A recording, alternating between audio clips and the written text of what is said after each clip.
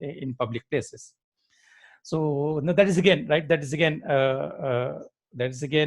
one can understand that two things are happening. One, that Ambedkar is using the conferences to create an awareness and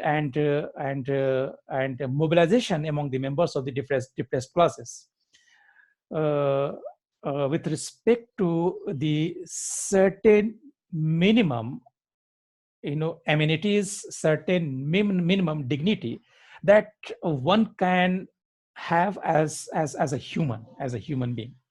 That is one. Second, he also would take recourse to legal means,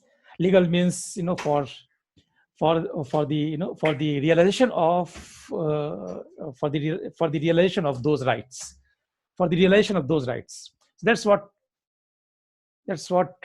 then that's what we will see. That's what we will see. That happens. That happens further. That happens further as far as Ambedkar's approach to politics would be concerned. So one that is through the means of conferences, through the means of bringing members of the depressed caste on a platform where some kind of awareness can be created with respect to with respect to their rights, with respect to their positions, and with respect to with respect to creating an awareness that where they stood as a member of the society and what all is required to be done, right? So that is something that is something we will see, right?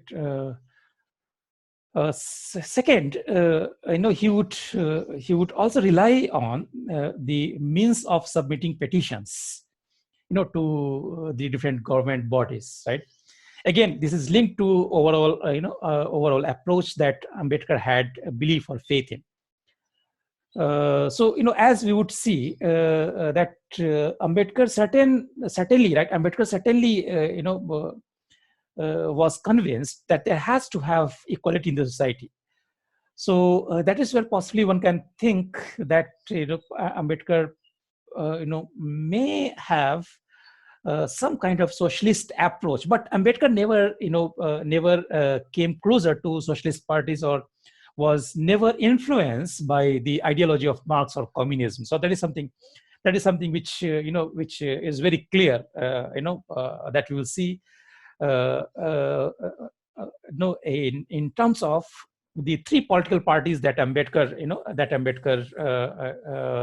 would set up for the realization of his political goals, for the realization of his political objectives.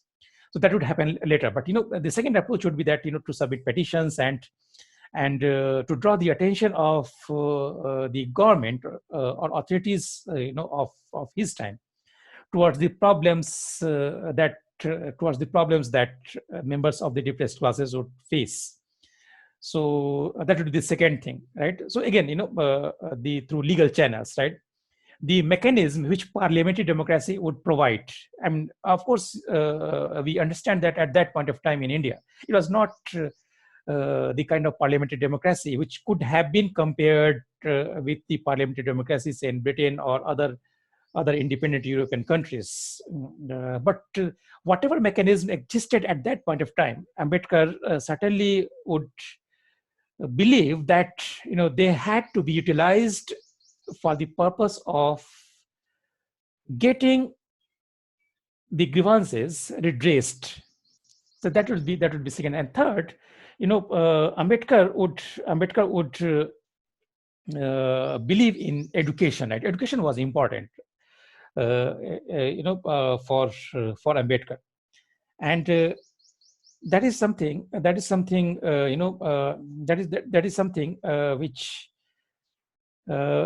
in Ambedkar's understanding would do two things. One, that it would again make the members of the depressed classes aware with respect to their position in the society and with respect to the rights and freedom that they ought to enjoy as a member of the society. So that would be one. But at the same time, it would also address the psychological dimension of the problem, meaning that education again would be a means which would give them some kind of confidence, right? So knowledge again somehow could be understood as a means or form of empowerment. So that is where Ambedkar would also establish, People's Education Society, right? People's Education Society, and through the means of that society, Ambedkar would establish schools and colleges. Especially hostels would be established, for the members of the depressed classes, because that is what possibly Ambedkar thought, that in the absence of a proper place to stay or to live, many of the members of the depressed classes, they were unable to pursue education. So that's what the People's Education Society would do. But one thing would be very clear in the whole process, and that is where we come again, the kind of different approach that Ambedkar would have belief or faith in. Now, Ambedkar would believe that as far as the whole process of mobilization or leadership was concerned, right? So, in Ambedkar's understanding, the depressed classes, they should be led only by a leader from their community, and that is something which Ambedkar would emphasize time and again, right?